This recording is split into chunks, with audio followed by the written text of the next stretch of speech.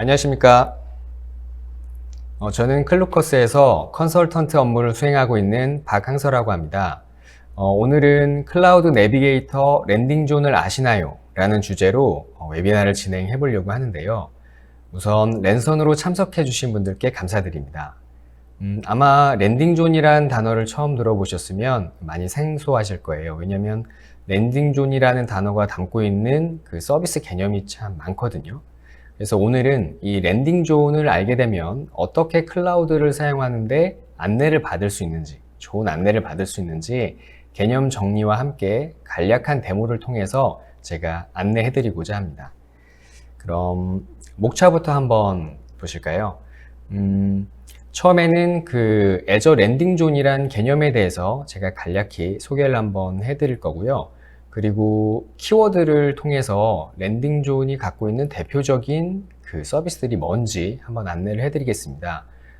그리고 나서는 저희가 주요 서비스에 대해서 안내를 해보고자 하는데요. 계정, 시스템 운영 정책, 이런 주요 서비스들을 한번 뽑아본 다음에 관련된 애저 리소스가 뭔지 한번 안내를 상세하게 해드리고자 합니다. 그리고 이 부분에 핸즈온도 포함되어 있으니까요. 차분하게 저하고 같이 진행하시면 쉽게 이해하실 수 있으실 것 같아요. 그리고 마지막으로는 애저 블루프린트라는 그 개념이 있는데요. 블루프린트는 앞서 설명드린 내용들에 대한 종합 선물 세트 같은 서비스입니다. 그래서 끝까지 참여 부탁드리겠습니다. 예, 그럼 랜딩존이 무엇인가에 대해서 제가 한마디로 한번 정리를 해보면요. 애저를 제대로 운영하기 위해서 기초 설계를 하는 것을 의미합니다. 많은 고객분들이 처음에 클라우드를 고려하실 때 이런 질문들을 많이 하세요. 비용은 어떤가요? 그리고 SLA는 잘 지켜지나요? 이런 질문들을 해주시는데요. 랜딩존에서는 조금 관점이 다릅니다. 그러면 어떤 관점을 갖고 있는지 살펴보겠습니다. 제가 이 관점을 좀 더 쉽게 전달드리기 위해서 크게 4가지 키워드를 한번 뽑아봤습니다. 계정 권한에 대한 부분도 있고요. 보안, 운영, 로그 중앙화 이런 내용들이 있는데요. 아마 온프레미스 환경에서라면 시스템 취약점 진단이나 컴플라이언스나 로그 관리 시스템 등이 아마 고려됐을 것 같아요. 그래서 이 랜딩존에서는 질문이 조금 달라집니다. 운영자는 누군지, 클라우드 운영자 있잖아요. 또 클라우드 운영자에게 권한을 누구에게 얼마만큼 줘야 되는지, 또 시스템 접속 기록은 얼마만큼 보관할지, 데이터에 대한 암호화는 필요한가, 또 로그는 얼마나 오래 보관할 거고 어떤 운영 로그를 따로 모니터링 할까, 이러한 질문들이 이제 나오기 시작하고요. 이런 키워드에 대한 해답을 찾아서 저희 클라우드에서 기초 환경을 구성하는 것이 바로 랜딩존이라고 할 수 있겠습니다.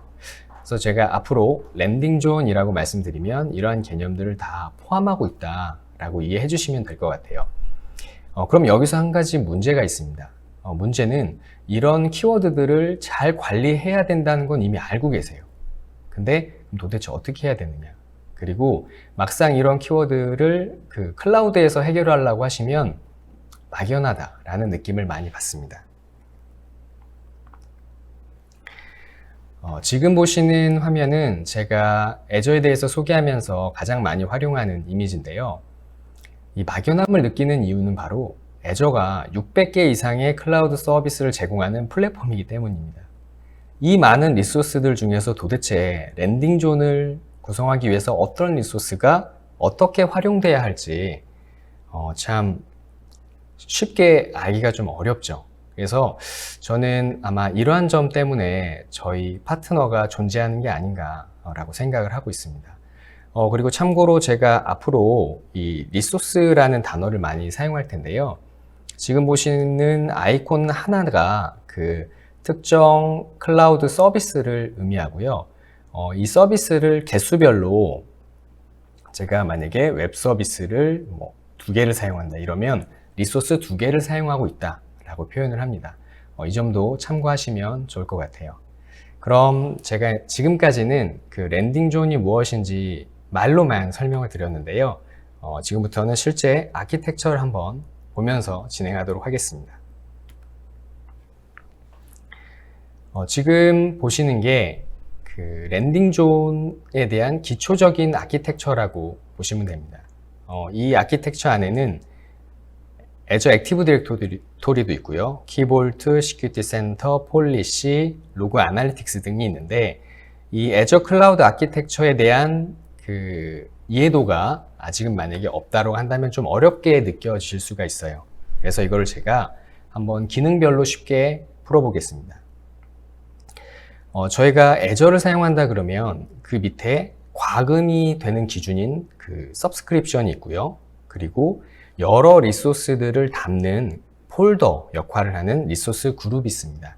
그리고 그 밑에는 리소스 간 통신을 어떻게 제어할까 라는 부분에 가상 네트워크 환경이 있거든요.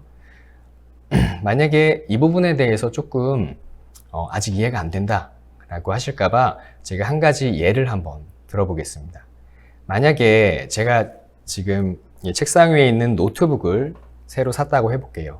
여기에 윈도우가 깔려 있을 거고 처음 접속하게 되면 제가 사용자 계정을 등록하게 됩니다. 그리고 새로 샀으니까 이제 와이파이가 연결 잘 되는지 한번 봐야 되겠죠. 또 어떤 경우는 폴더를 만들어서 뭐 게임을 다운받으면 이 폴더에 설치를 해야지라고 계획을 세웁니다. 또 뭐 디스크가 하나 더 있다면 C 드라이브, D 드라이브가 있고 뭐 파일이 용량이 큰 건 D 드라이브에 넣어야지 이렇게 계획을 세우잖아요. 애저도 마찬가지입니다. 애저도 이러한 계획을 세우기 위해서 지금 화면에 보시는 것처럼 실제 운영 시스템이 네트워크 환경으로 오기 전에 사전 계획을 세우는 것을 의미합니다. 그럼 지금부터는 저하고 같이 이 랜딩 존을 실제로 설계하는 과정을 한번 쫓아가면서 랜딩 존이 무엇인지에 대해서 자세히 알아보도록 하겠습니다. 일단 처음에 제가 설계할 내용은 계정 권한 관리라는 부분입니다. 다음 화면을 이어서 보시면 애저에서는 계정 권한을 관리하는 데 있어서 애저 액티브 디렉토리라는 리소스가 사용이 됩니다. 애저 액티브 디렉토리의 주요 기능은 뭐냐면 일단 사용자 계정을 생성하고요. 또 도메인이 다를 경우에는 다른 사용자를 초대할 수도 있습니다. 또 사용자만 애저에 접속할 수 있는 건 아니죠. 만약 개발자가 코드를 통해서 애저 포탈에 접속하고자 하는 경우는 저희가 앱 등록이라고 부르는 기능을 통해서 이 소스 코드에서 사용하는 아이디와 패스워드를 생성하고 제공해 줄 수 있습니다. 또 장점 중에 하나로는 저희 멀티팩터 인증이 가능합니다.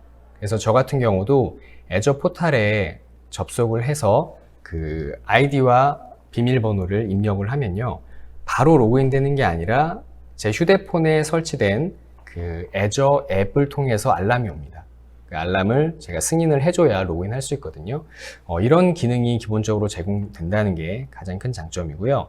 또 한 가지는 싱글 사인온이 제공된다는 부분입니다.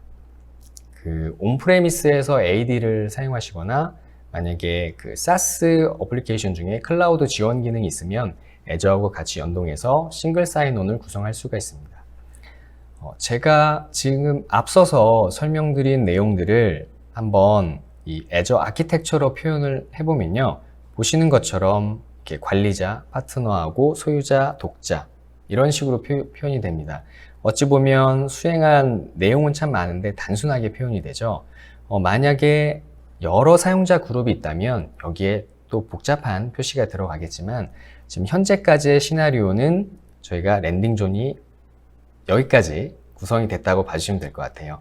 그리고 이제 남은 리소스를 하나씩 저희가 살펴보면서 이 랜딩 존의 빈자리를 채워나가도록 하겠습니다. 다음으로 살펴볼 내용은요, 그 운영 정책에 관련된 부분입니다. 그 운영 정책은 애저에서는 크게 애저 폴리시라고 하는 리소스가 그 기능을 수행하고 있는데요. 애저 폴리시의 주요 기능은 일단 정책을 감사를 할 수가 있고요. 그리고 이 정책을 그룹별로 묶어서 또 관리를 하고 할당을 할 수가 있습니다.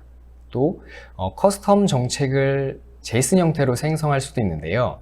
지금 제가 이렇게 말로 전달드리면서도 머릿속에 쉽게 그려지지 않을 것 같아요. 그래서 이 부분은 제가 잠시 후에 핸즈온을 통해서 한 번 더 안내를 해드리겠습니다.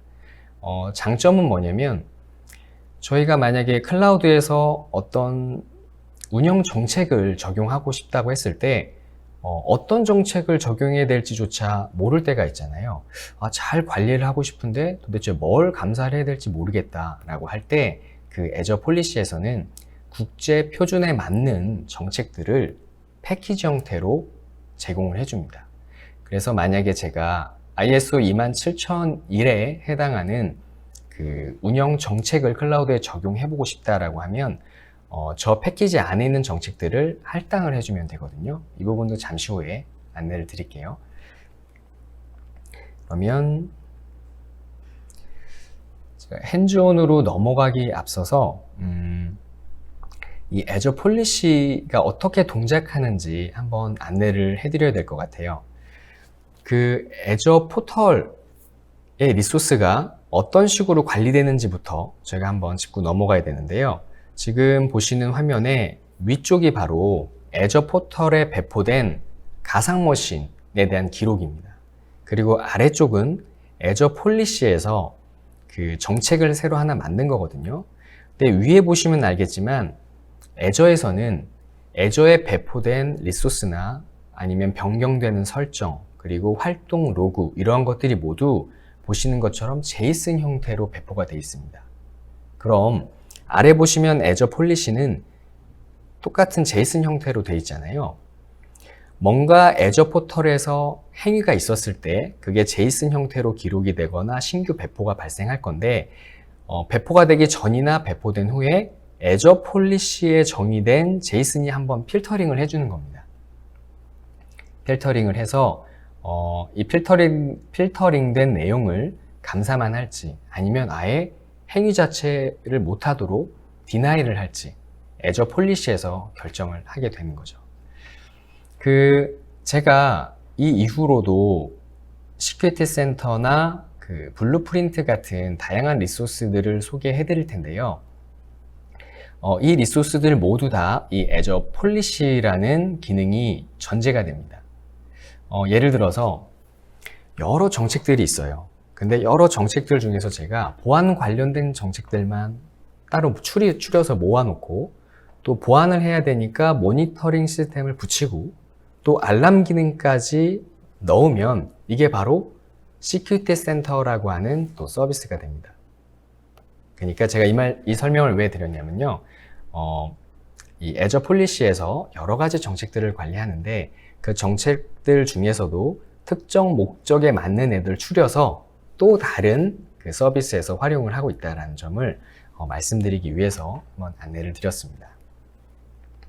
그러면 제가 다음부터는 실제 핸즈온을 통해서 한번 안내를 해드릴게요. 지금 보시는 화면이 그 애저 폴리시라고 하는 서비스의 메뉴입니다. 지금 이렇게 정책이라고 표시가 되어 있고요. 이 애저 폴리시 안에 들어오게 되면 일단 이렇게 숫자들이 좀 보이죠? 이 숫자들이 의미하는 건 뭐냐면 현재 146개의 감사 정책이 있는데 제가 140개를 못 지키고 있고요. 준수하는 건 6개 뿐이네요. 지금 원래 이렇게 운영하면 안 되는데 지금 데모 환경이라 괜찮습니다. 그리고 준수한 내용과 준수하지 않은 내용들이 표시가 될 거고요. 제가 한번 정의 메뉴로 이동을 해 볼게요. 정의는 뭐냐면 정책 정의와 이니셔티브 정의가 있잖아요. 정책은 제가 앞서 보여드린 장표에서 있는 하나의 그 제이슨, 이 필터링을 하는 제이슨이 하나가 정의가 되면 이게 정책 하나가 되는 거고요. 이 정책들이 여러 개 모이면 이 그룹을 이니셔티브라고 부릅니다. 그래서 지금 아이콘이 이렇게 편지 봉투에 들어가 있는 이런 종이 모양이 바로 이니셔티브고요. 그리고 이렇게 종이 한 장으로 표시되는 게 정책이라고 보시면 됩니다. 그럼 제가 지금 여기서 실제 정책 하나를 배포를 해 볼게요. 지금 정책을 배포하기 위해서는 일단 정의 위치를 선택을 해야 되고요. 제가 테스트 구독을 한번 선택해 보겠습니다. 그리고 이름은 테스트로 정의하고요. 지금 아래 보시는 화면에 바로 제이슨 형태로 그 애저 포털을 검사할 그 값들을 넣는 건데, 제가 여기다가 미리 준비된 값을 한번 넣어 볼게요. 네. 지금 이 정책은 어떤 기능을 갖고 있냐면요.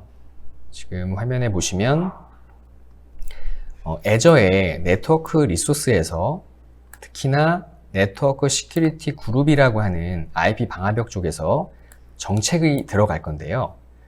인바운드에 대해서 allow를 신청할 경우, 그 경우에 혹시나 any 상태로 열린다면 이 행위는 deny 해라 라고 정의가 되어 있는 겁니다. 제가 한번 저장을 해 볼게요. 그럼 정책 하나가 이렇게 저장이 되고요.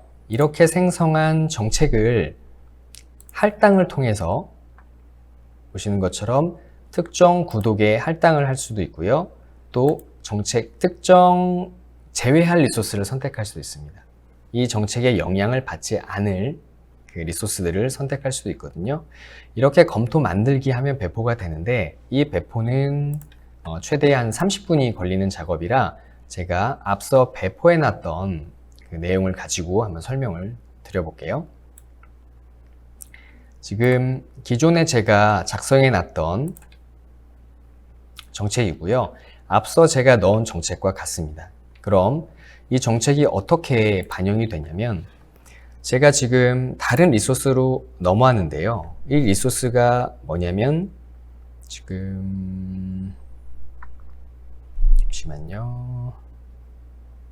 네, 네트워크 보안 그룹이라고 하는 리소스입니다. 이 리소스의 역할은 뭐냐면, 지금 화면에 딱 보시면 알겠지만 인바운드와 아웃바운드 규칙을 관리하는 IP 방화벽 리소스예요. 만약에 제가 인바운드 보안 규칙을 새로 한번 추가를 해 보겠습니다. 그래서 출발지를 그냥 any로 잡고 제가 도착지는 저희 내부에 서버가 있다고 가정하고 이렇게 한번 잡아 볼게요. 그리고 제가 배포를 할 건데, 앞서 정책에서 지금 이러한 행위를 제가 부적합하다라고 규정을 해놨으면 이렇게 실패가 됩니다. 이러한 방식처럼 애저 폴리시를 활용해서 여러 가지 행위들에 대한 제약을 걸 수가 있어요.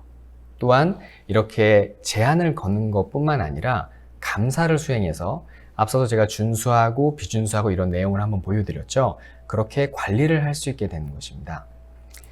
이 애저 포털을 활용하게 되면 기존에는 저희가 확인하지 못했던 여러 가지 행위들에 대해서 운영 정책을 새롭게 구성을 할 수가 있고요.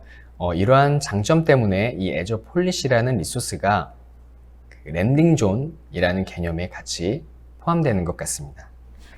그럼 다시 발표 자료로 넘어와서 설명을 한번 이어가 볼게요. 지금 앞서 설명드린 시나리오대로 랜딩 존을 구성을 했고요. 지금 아래 보시면 폴리시라는 리소스가 추가가 됐습니다. 그리고 지금 이렇게 제가 하나하나 설명을 드리면서 랜딩 존을 채워 나가고 있는데요. 앞으로는 맨 처음 보셨던 것처럼 더 많은 제가 랜딩 존을 한번 구성해 나가 보도록 하겠습니다. 다음에 저희가 확인해야 될 리소스는 애저 키볼트라는 리소스예요. 키볼트는 온프레미스 환경에서 만약에 이 키볼트가 하고 있는 역할을 수행한다고 한다면 키 매니지먼트 솔루션이 있어야 될 겁니다. 이 키 매니지먼트 솔루션이 하는 역할은 보통 키 관리를 중앙에서 한다라는 점인데요. 또 말로만 설명드리면 어려우니까 제가 잠시 후에 핸즈온을 통해서 한번 안내를 드릴게요. 이 키볼트의 주된 기능은 키와 시크릿 그리고 인증서를 관리하는데요. 키 매니지먼트 솔루션도 그렇지만 키를 한번 생성하고 생성한 키에 대해서 권한을 할당하고 또 권한을 할당한 내용의 유효기간을 설정할 수 있는 것.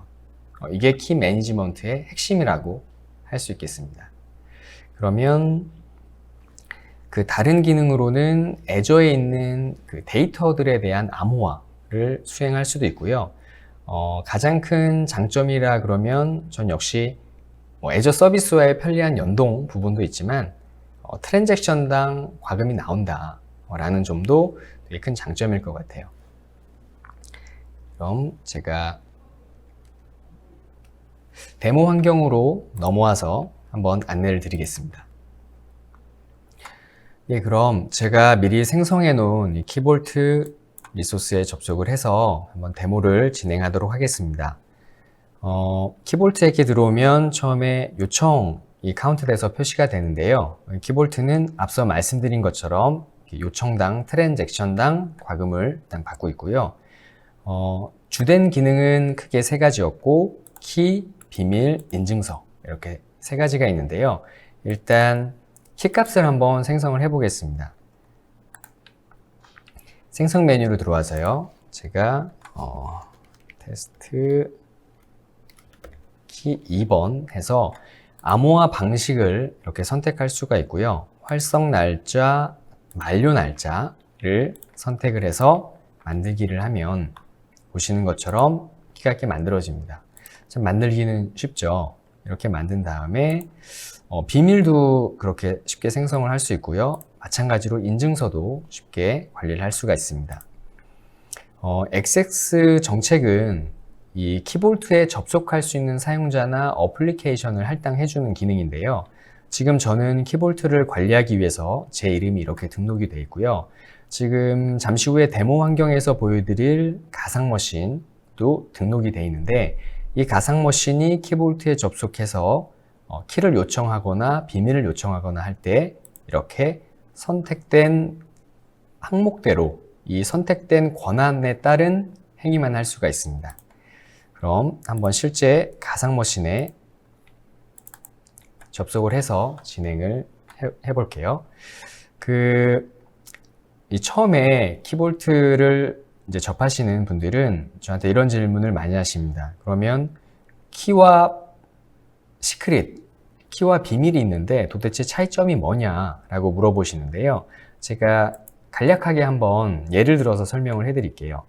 제가 만약에 클루커스의 개발자라고 한번 가정을 해보겠습니다. 제가 클루커스 시스템에 접속을 해서 비밀번호를 입력하고 데이터를 가져와야 되는데, 지금 보시는 게 현재 비밀번호라고 한번 해볼게요.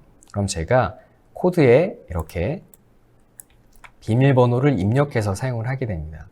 근데 저희 회사의 보안 정책상 만약에 암호가 한 달에 한 번 바뀐다면 어떨까요? 제가 코드에 이렇게 넣었던 값을 수정해야 되고, 또 이 코드뿐만 아니라 다른 코드에도 이 값들이 있다면 똑같이 수정해야 되고요. 또 저 한 사람뿐만 아니라 여러 직원들이 있을 때 그 사람들도 다 마찬가지로 코드를 수정해야 되겠죠.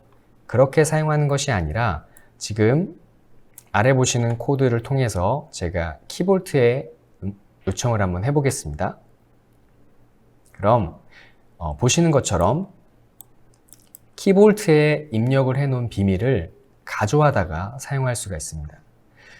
이 말인 즉슨 한 달에 한 번 암호를 바꿀 때 그 키볼트에 저장된 메인 중앙 저장소에 저장된 암호를 바꿔주면 나머지 사용자들은 그 값을 불러다가 쓸 수 있는 것을 의미합니다. 그럼 이게 지금 시크릿이거든요. 이게 키와는 무슨 차이를 갖고 있느냐. 자, 이 점을 설명드리기 위해서 한번 키를 요청을 해볼게요. 키를 요청을 했을 때는 아까 위에서는 보시는 것처럼 이렇게 스트링 값이 표시가 됐는데요. 이 키는 뭐냐면 아까 제가 키를 생성할 때 암호화 방식을 지정을 했잖아요. 다시 한번 예를 들어서 제가 만약에 클루커스 직원이 아니라 외주 개발자라고 해보겠습니다. 외주 개발자라고 해도 개발을 위해서 클루커스의 시스템에 접속을 해야 된다고 했을 때 제가 비밀번호를 몰라도 이렇게 암호화된 형태의 값만 있으면 이 값으로 접속을 해서 사용을 할 수가 있습니다. 실제 이 암호가 뭔지는 키볼트 관리자만이 알 수 있겠죠. 그럼 다시 한번 발표 자료로 넘어가서 설명을 이어가도록 하겠습니다. 지금 제가 데모 환경을 통해서 보여드린 시나리오대로 한번 랜딩 존을 구성을 해보면요. 저희가 만약에 키와 암호 인증서를 관리해야 될 필요성이 있다라고 한다면 여기서부터 고민이 됩니다. 그럼 가상 머신을 하나 더 생성을 해서 키 매니지먼트를 설치를 해야 되나? 또 키 매니지먼트 시스템에 대한 라이센스를 구입을 해야 되나? 이렇게 고민이 될 텐데요. 랜딩 존에 그 키볼트를 추가하면 서버를 하나 더 생성할 필요도 없이 이 키볼트를 활용해서 관리를 다 할 수가 있고요. 만약에 외부 사용자가 이 가상 머신에 공인 IP를 타고 들어왔을 때 HTTPS로 서비스를 하게 된다면 거기서 필요한 인증서 또한 이 키볼트에 넣어서 관리를 할 수가 있습니다. 그래서 지금 앞선 그 랜딩 존 구성보다 조금씩 지금 내용이 추가가 되는 것 같아요. 그러면 이번에는 그 랜딩 존을 설계하는 데 있어서 보안 관리 측면에 대해서 한번 안내를 드려보겠습니다. 애저에서 특히나 네트워크를 관리하는 데 있어서 가장 많이 사용하는 리소스가 바로 애저 네트워크 서비스 시큐리티, 저희는 줄여서 NSG라고 하는 리소스인데요. 이 NSG는 제가 간략하게 설명을 드리면 IP와 포트 트래픽을 제어하는 L4 수준의 방화벽이라고 말씀드릴 수 있을 것 같아요. 이 NSG를 서브넷에 붙이면 그 서브넷에 포함된 모든 네트워크 장비들이 다 영향을 받고요. 아니면 가상머신 안에 연결이 된 네트워크 카드에만 연결해서 가상머신 한 대만 제어를 할 수도 있습니다. 그리고 최대 정책이 100개, 1000개까지 등록이 되는데요. 제가 앞선 데모에서 잠깐 보여드렸죠. 신규 정책을 넣었을 때 실패가 되는 부분을 한번 보여드렸는데 그러한 정책이 최대 1000개까지 들어가고요. 그리고 애저 서비스에 대한 태그를 제공하고 있습니다. 제가 이 부분은 잠시 후에 핸즈온으로 한번 안내를 드릴게요.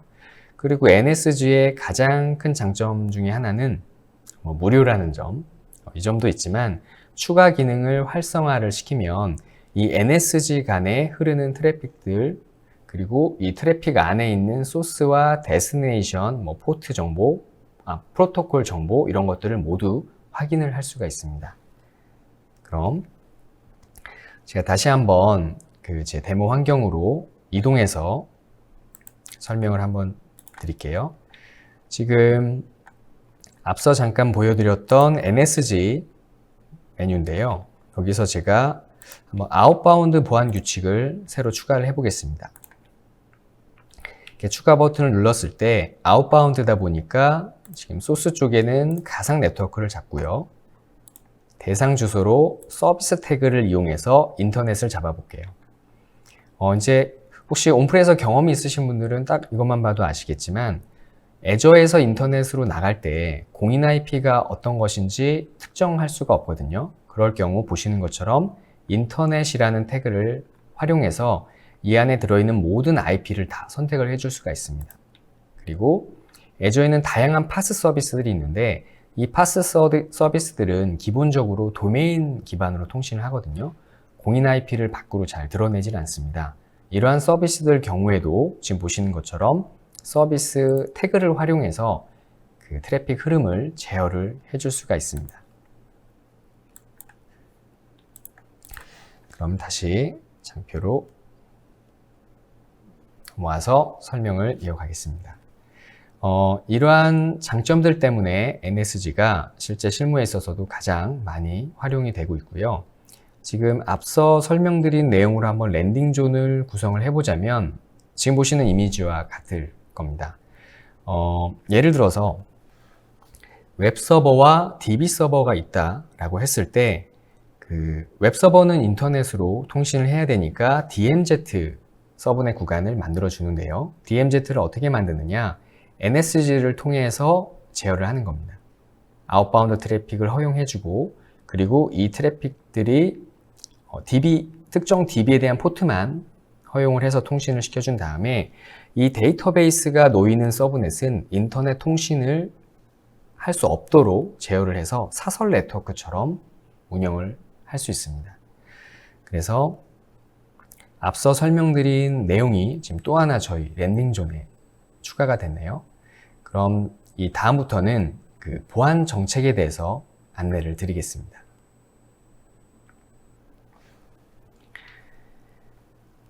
애저에서는 이 보안 정책들을 다 모아서 애저 시큐리티 센터라는 리소스에서 그 관리를 하는데요. 이 애저 시큐리티 센터의 주요 기능은 지금 보시는 것처럼 여러 가지가 있는데, 일단 클라우드에 있는 리소스들에 대한 보안 감사를 진행하고요. 그리고 분석된 내용을 다 점수로 환산해서 보여줍니다. 또 하나의 기능은 이 국제 표준 패키지를 또 애저 폴리시처럼 제공을 해주거든요. 예를 들어서 제가 클로커스의 보안 담당자라고 했을 때 우리 회사의 시스템이 ISO 27001을 이 기준을 지키면서 클라우드 시스템을 운영하고 싶다라고 했을 때 이 국제 표준에 해당하는 정책이 뭔지 그룹핑을 해서 보여줍니다. 이렇게 패키지 형태로도 사용할 수 있고요. 장점은 뭐냐면 저희가 보안 경고 발생 시에 그 알람을 만들어낼 수가 있습니다. 그리고 업무 자동화 구축 가능이라고 지금 되어 있는데요. 예를 들어서 시큐리티 센터에서 알람이 발생했을 때 저희가 바로 이어서 뭔가 하고 싶은 조치들이 있잖아요. 이 조치들을 자동화한 워크플로우를 만들 수 있도록, 자동화 워크플로우를 만들 수 있도록 이 리소스 간 연결 기능을 제공해주고 있습니다. 제가 참 말로 설명드리려니까 어렵네요. 이 부분도 제가 잠시 후에 그 포털을 통해서 한번 안내를 드릴게요. 그리고 가장 큰 장점은 뭐냐면 바로 애저 디펜더라고 할 수 있겠는데요. 애저 디펜더는 뭐냐면 저희 온프레 환경에서 살펴보면 IDS 장비와 유사합니다. 악성 행위를 탐지해서 저한테 알림을 주는 그런 기능이고요. 이 애저 디펜더는 또 리소스별로 과금이 돼서 제가 서버가 1000대가 있어도 그 중에서 한 대만 관리하고자 라고 한다면은 한 대당 한 16,000원 꼴로 관리를 할 수가 있습니다. 그리고 이렇게 말씀드린 것처럼 리소스별 과금이 된다라는 점을 알고 가시면 좋을 것 같고요. 그럼 제가 다시 한번 포털로 넘어와서 이 보안센터, 시큐리티 센터가 뭔지 한번 설명을 드릴게요. 지금 보시는 화면은 시큐리티 센터에 들어왔을 때의 화면인데요. 앞서 잠깐 설명드린 것처럼 현재 보안 위주의 정책들이 얼마만큼 준수되고 있는지 평가를 해서 점수로 표현해 줍니다. 지금 저는 33점 정도 받고 있네요. 그리고 이러한 보안 정책들 중에 만약에 ISO 27001 기준으로 봤을 때는 얼마나 지켜지고 있을까라고 하면 7개고요. 또 다른 기준들도 이렇게 표시를 해주고 있습니다. 또 아래 보시는 화면이 애저 디펜더인데요. 지금 애저 디펜더에서 11일 날 경고가 한 차례 있었네요. 이 부분은 잠시 후에 한번 설명을 드릴 거고요. 지금 인벤토리 항목에는 헬시라고 해가지고 이 애저 시큐리티 센터의 보안 점검을 받고 있는 리소스가 몇 개인지 체크를 해주고 있습니다. 그러면 제가 주요 기능 중에 하나라고 설명드렸던 애저 디펜더로 한번 이동을 해볼게요. 지금 애저 디펜더로 오시면 위에 보이는 것들이 바로 애저 디펜더로 관리할 수 있는 리소스들이고요. 지금 현재 4개 서버가 관리를 받고 있네요. 그리고 제가 보니까 보안 경고가 생성이 됐었고, 보안 경고 중에 그 상세 내용을 한번 지금 화면 우측에 있는 이 내용을 클릭해서 확인을 해 보겠습니다. 지금 보시면 이 보안 경고는 특정 IP를 블로킹 해야 된다라고 제안을 해주고 있네요. 제가 다시 한번 눌러서 상세 내용으로 이동을 해 보겠습니다. 이 알람은 일단 모니터 VM이라고 하는 가상 머신에서 일어난 악성 행위고요. 이 행위가 일어난 시점이 나와 있고, 지금 옆에 화면을 보시면은 디테일 란에 IP라고 있습니다. 제가 이걸 클릭을 해보면 보시는 것처럼 출발지 IP 그리고 지역이 나와 있어요. 위에 보시면 22번 포트가 다 데스티네이션 포트니까요. 이 내용으로 해보건대 무차별 대입 공격이 있었네요. 그리고 아마 보안 관제를 받고 계시다면 보안 관제에서 하는 일도 지금 보시는 것처럼 출발지 IP를 확인해서 악성 행위라고 판단됐으면 IPS 장비에서 이 IP들을 차단하는 것. 이런 업무를 또 수행을 하고 있거든요. 지금 애저에서도 애저 디펜더를 통해서 이런 과정을 수행을 할 수가 있고요. 그 Take Action이라고 하는 메뉴로 들어가 보면 총 한 3가지 정도 주요 메뉴가 있는데요. 여기 Unforce 룰을 클릭하면 지금 옆에 나와 있는 그 브루트 포스 공격, 무차별 대입 공격을 막기 위해서 어떤 설정을 해야 되는지 표시가 되고요. 그리고 적용 버튼을 누르면 바로 그 공격을 막기 위한 정책이 자동으로 할당이 됩니다. 그리고 아래쪽은 뭐냐면 앞으로 이런 공격을 방지하기 위해서 어떤 설정을 해야 되는가 라고 가이드를 해주는 거고요. 제가 하나 눌러서 들어가 보면 디스크 암호화를 적용하는 게 좋다라고 가이드를 하면서 작업 수행을 누르면 현재 이 암호화를 할 수 있는 메뉴로 이렇게 이동이 됩니다. 이런 식으로 가이드가 된다라는 점을 아시면 좋을 것 같고요. 그리고 제가 아까 자동화에 대한 이야기를 잠깐 했었는데요. 지금 트리거라고 나와 있죠. 제가 한번 트리거 로직 앱 버튼을 눌러서 제가 데모 환경에서 구성해 놓은 로직 앱을 한번 선택을 해 볼게요. 그리고 제가 트리거 버튼을 눌렀습니다. 그럼 트리거가 됐잖아요. 한번 로직 앱으로 들어가 볼 건데요. 이 로직 앱은 시큐리티 센터와는 다른 또 다른 기능을 갖고 있는 리소스입니다. 이 로직 앱이 하는 역할은 뭐냐면 제가 앱 디자이너를 통해서 한번 안내를 드릴게요.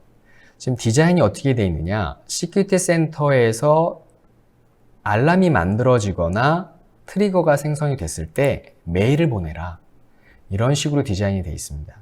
그래서 이 로직 앱이 하는 주된 역할은 뭐냐면 리소스들 간의 상호 연결을 시켜주는 기능을 해요. 그래서 이 로직 앱까지 잘 활용을 하면 뭔가 보안 이슈가 생겼을 때 저희가 뭐 수작업으로 업무를 수행하는 게 아니라 자동적으로 뭘 차단한다든지 아니면 뭘 생성해서 기록한다든지 이러한 업무 수행이 가능해집니다. 그럼 다시 한번 발표 자료로 넘어와서 남은 설명을 이어가도록 하겠습니다. 제가 앞서 말씀드린 시나리오가 지금 여기 표현이 되어 있는데요. 뭔가 악성 행위를 하는 사용자가 공인 IP를 통해서 가상 머신에 침입을 하려고 했을 때 IDS가 필요하다, 뭔가 이것을 탐지를 해야 되겠다 하면 시큐리티 센터를 활용해서 탐지를 했고요. 실제로 뭐 이걸 차단하는 등의 조치를 해야 된다 그러면 NSG가 IPS 역할을 해서 IP를 차단할 수가 있습니다. 그럼 이렇게 하나의 경고가 발생한 것을 트리거로 삼아서 로직 앱으로 전달하고요. 로직 앱은 알람을 만들어서 관리자에게 이메일을 전달하는 그러한 시나리오입니다. 그래서 지금 저와 같이 이 랜딩 존을 그려나가고 있는데요. 사실 실무하고 크게 다르지 않습니다. 고객분들이 원하시는 시나리오에 따라서 저희가 이런 리소스를 생성하고 그 안에 상세 내용을 하나씩 설정을 해 나가는 거거든요. 그러면 시큐리티 센터는 이만 마치고 다음부터는 로그 관리에 대해서 한번 안내를 드려보겠습니다.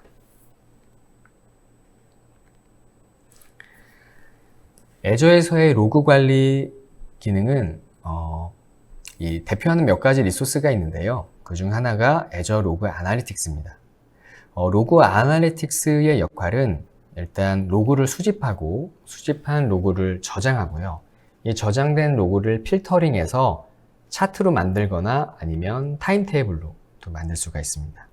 또 이렇게 하나의 차트가 나오면 이거를 애저 대시보드와 연동을 시켜가지고 깔끔하게 표현이 되도록 만들어줄 수도 있어요.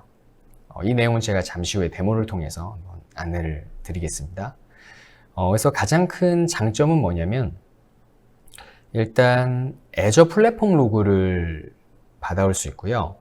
또 오퍼레이션 시스템, 즉 운영 시스템의 이벤트 로그나 안에 매트릭 정보들을 받아올 수 있는데 어떻게 받아오냐면 가상 머신에 에이전트를 심어서 받아올 수 있는 거고요.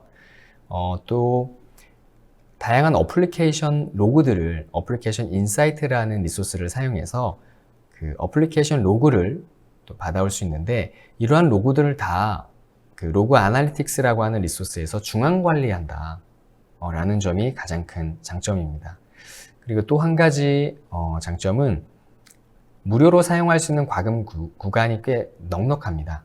그래서 수집하는 데이터 양이 적을 때는 무료로 사용하면서도 되게 필수적인 기능을 많이 활성화할 수가 있어요. 제가 이 내용도 데모를 통해서 한번 안내를 해보겠습니다. 지금 보시는 화면이 제가 방금 개념을 설명드린 로그 아날리틱스인데요. 지금 로그 아날리틱스 작업 영역에 들어와서 연결된 리소스가 뭔지 한번 확인을 해보겠습니다. 일단 가상 머신을 이렇게 확인을 해보면 랩 VM이 지금 이 로그 아날리틱스 작업 영역에 연결이 되어 있고요. 그리고 애저 액티비티 로그, 무료로 제공되는 이 활동 로그가 특정 구독에 있는 활동 로그가 지금 또 연결이 되어 있습니다. 그럼 이 데이터들이 다 로그 아날리틱스로 들어오게 되고요. 그리고 가상 머신도 지금 연결이 되어 있는데요. 이 가상 머신에서 어떤 매트릭을 불러올지 그 내용은 고급 설정에서 선택이 가능합니다. 지금 저는 데모 구성을 위해서 일단 프로세스 매트릭 하나를 불러오도록 선택을 해놨는데요. 제가 한번 프로세스를 검색해보면 이렇게 정말 많은 매트릭들이 있어요. 근데 이 로그 아날리틱스에서는 이 매트릭마다 그 수집해오는 데이터 양에 따라서 과금이 되거든요. 그래서 정말 필요한 매트릭만 선택해서 가져오는 게 팁이라고 할 수 있겠습니다. 그럼 이제는 이렇게 수집된 로그를 한번 어떻게 필터링 하는지 안내를 해볼게요. 지금 보시는 화면은 수집된 그 로그들을 여기서 필터링을 걸 수 있는 그 로그스라고 하는 기능인데요. 제가 여기서 필터링을 미리 한번 데모로 만들어 놓은 게 있습니다. 제가 지금 쿼리를 불러왔고요. 이 쿼리는 어떤 쿼리냐면요. 좀 넓게 표시해 드릴게요. 일단 최근 1시간 동안 이 사용한 프로세스, 그러니까 동작한 프로세스가 어느 정도의 메모리를 사용했는지 체크해서 가장 사용량이 많은 10가지를 일단 불러온 다음에요. 이 10가지 프로세스에 대해서 최근 이틀간 데이터를 그 10분 간격으로 가져오는 그런 필터링입니다. 제가 이걸 한번 실행을 시켜보면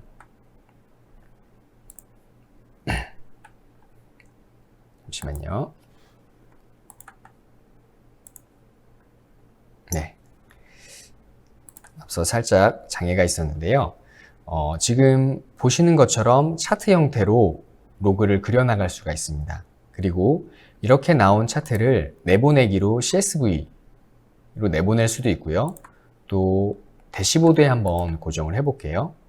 지금 대시보드 중에 여러 사람한테 공유가 되어 있는 대시보드를 선택해서 제가 고정을 누르면 이렇게 필터링된 내용이 대시보드에 표시가 됩니다. 이게 제가 데모 환경에서 기존에 구성해 놓은 대시보드고요. 보시면 CPU, IOPS, 네트워크 인아웃도 있고 앞서 설명드린 액티비티 로그도 쌓이고 있고요. 지금 맨 아래 방금 신규로 추가된 프로세스별 메모리 사용량 탑 10 정보가 있네요. 이게 한 가지 재밌는 게 이렇게 사이즈를 늘려서 볼 수도 있습니다. 커스터마이징이 가능한 화면이어서 자신이 원하는 대로 꾸며서 볼 수도 있고요. 지금 액티비티 로우 같은 경우에는 제가 작업을 하고 나서 뭔가 생성이 됐을 때 그 리스트를 불러오도록 해놨거든요. 근데 여기에 뭔가 실패한 이력이나 아니면 뭔가 삭제했을 때 이런 내용들도 다 필터를 걸어서 이렇게 표현을 할 수가 있습니다. 그럼 다시 발표 화면으로 넘어와서 설명을 이어가겠습니다. 앞서 보시는 것처럼 이 로그 아날리틱스의 장점은 애저와 관련된 모든 로그를 수집하고 이걸 필터링을 거쳐서 또 저장을 할 수도 있고요. 또 대시보드 형태로 꾸며주는 게 가장 큰 장점인 것 같아요. 지금 이 랜딩존 구성에서 보면 만약에 특정 고객사가 애저에서 나오는 액티비티 로그, 또 활동 로그 같은 기본 로그들을 1년간 보관해야 된다라는 시나리오라면 스토리지 어카운트에 저장을 할 수가 있고요. 또 만약에 이 외부로 나가는 그 트래픽, 인터넷으로 나가는 트래픽이나 아니면 서브넷 간 통신 트래픽에 대해서 모니터링을 하고 싶다라고 하신다면 이 NSG에 있는 진단 설정이라는 기능을 활성화시켜서 이 로그 또한 스토리지 어카운트에 저장을 할 수가 있습니다. 또 제가 앞서 설명드렸지만 스토리지 어카운트에 저장된 내용을 로그 아날리틱스로 불러다가 제가 방금 데모로 보여드린 것처럼 필터를 걸어서 대시보드화 시킬 수도 있어요. 그리고 지금 DB 서버에 대한 특정 그 매트릭들도 이 에이전트를 심어서 로그 아날리틱스로 가져오게 되면 최대 1년이 아니고 더 많은 기간 동안 730일 정도 되는 걸로 제가 기억을 하는데요. 이 보관 시나리오에 따라서 다양한 기간을 선택해서 보관을 할 수가 있습니다. 그래서 이러한 내용들 때문에 그 애저에서 로그 아날리틱스를 비롯해서 다양한 그 리소스들을 활용을 하는 거고요. 제가 지금까지는 이 랜딩존을 구성하는 데 있어서 제 입맛에 맞게 아니면 제 선택에 따라서 하나씩 뽑아서 제가 배포하고 그리고 설정하는 모습을 한번 보여드렸어요. 근데 이제부터는 제가 블루프린트를 통해서 좀 다른 형태의 배포 방식을 안내를 해보겠습니다.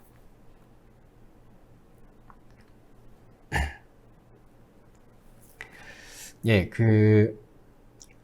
지금 설명드릴 내용은 이제 애저 블루프린트라는 서비스인데요.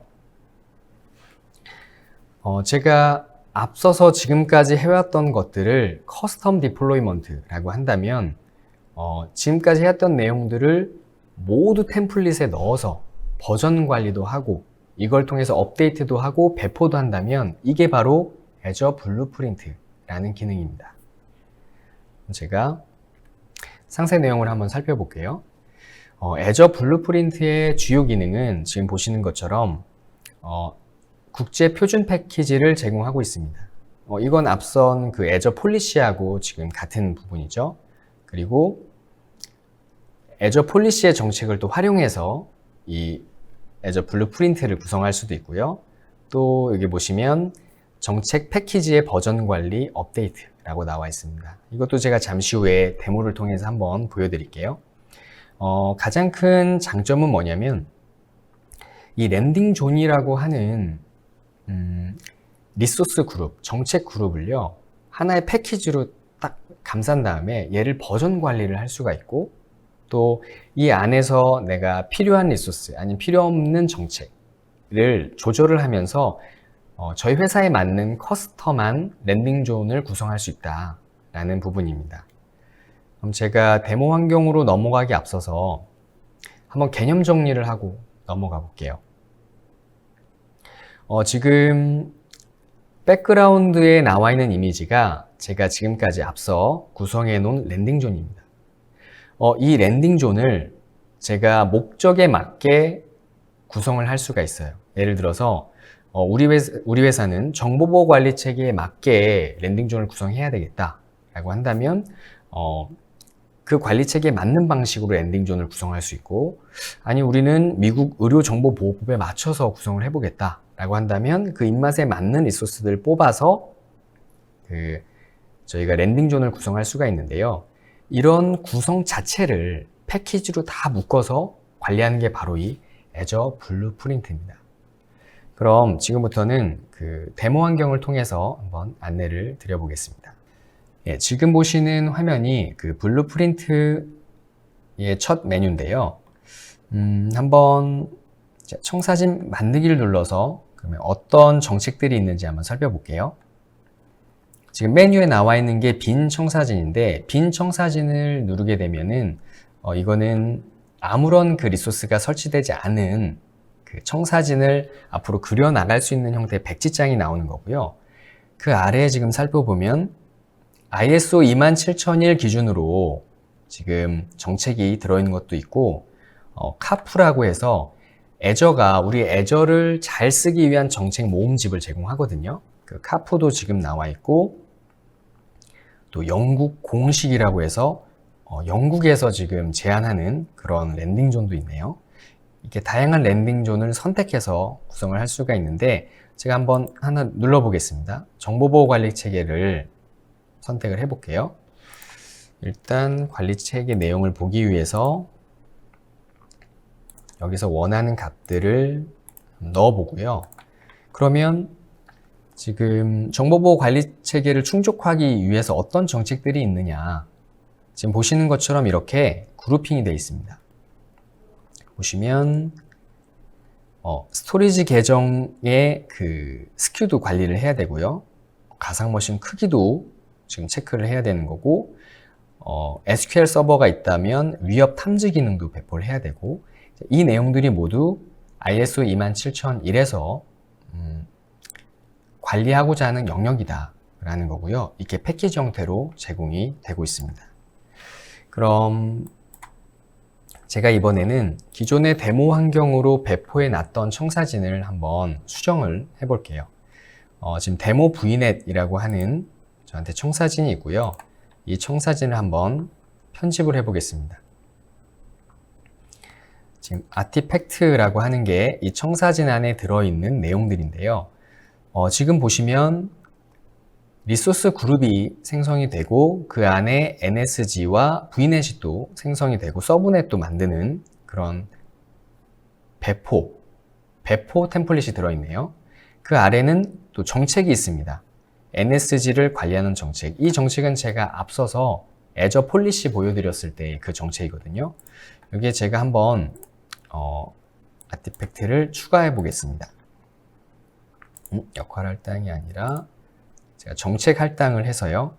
여기에 재복구가 구성되지 않는 가상 머신도 앞으로 우리 회사는 관리를 하겠다 라고 해서 추가를 한번 시켜봤어요. 그리고 이제 저장을 하면 되는데 아마 그 템플릿하고 정책이 어떤 차이인지 모르실 것 같아서 제가 한 번 더 설명을 드리면, 템플릿은 실제 이 리소스를 배포하는 겁니다. 그래서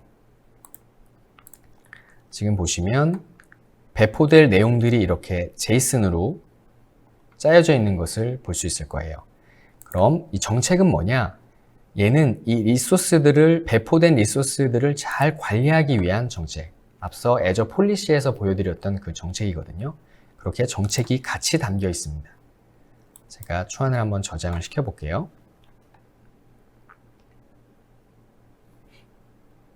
네, 지금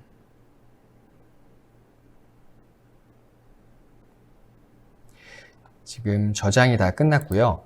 그러면 이 저장된 내용을 한번 게시를 해 보겠습니다. 여기서 게시는 뭐냐면 버전 관리를 한다는 거거든요.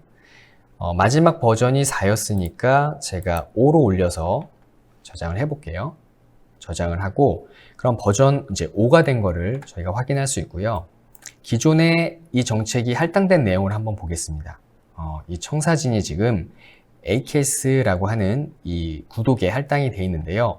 버전은 3이 되어 있네요. 그럼 제가 이것을 방금 수정한 버전으로 할당을 바꿔보겠습니다. 이런 식으로 버전을 바꿔서 전에 갖고 있던 그 블루프린트에서요, 변경된 내용만 새로 적용되도록 하는 거거든요. 그래서 정책이 적용되고 있고요.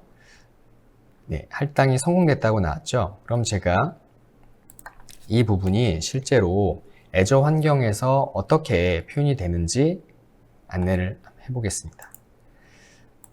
제가 지금 리소스 그룹을 찾아가고 있고요. 리소스 그룹 중에서도 저 청사진의 영향을 받고 있는 리소스 그룹으로 봤습니다. 앞서 청사진에 정의된 대로 저 청사진을 배포를 하면 이렇게 보안그룹과 가상 네트워크가 실제 배포가 된 거고요. 아까 정책도 보셨잖아요. 지금 눈에 보이진 않지만 거기서 정의한 정책이 이 리소스에 영향을 미치고 있습니다. 그럼 제가 이 리소스를 눌러서 한번 보안 규칙을 추가해 볼게요. 앞서서 시도한 것처럼 NENE로 정책을 열어놓고 제가 새로 규칙을 추가하면 보시는 것처럼 제한이 걸립니다. 이 블루프린트에 같이 이 제한 정책이 들어가 있었잖아요. 그래서 다시 이제 발표 자료로 넘어와서 정리를 해보겠습니다. 앞서 보신 내용은 결국 뭐냐면 제가 지금 그 웹이나 처음부터 지금까지 쭉 이어왔던 모든 설정과 리소스 배포들을 이렇게 패키지 형태로 묶어서 블루프린트라는 이름으로 관리를 할 수 있는 것이고요. 버전도 정해서 제가 만들 수 있고 만약에 방금 아까 버전 5였는데 버전 2로 돌아가겠다라고 한다면은 이 버전을 누르고 할당을 했으면 그 과거 버전으로 돌아가되 변경된 부분만 수정이 돼서 배포가 되는 거고요.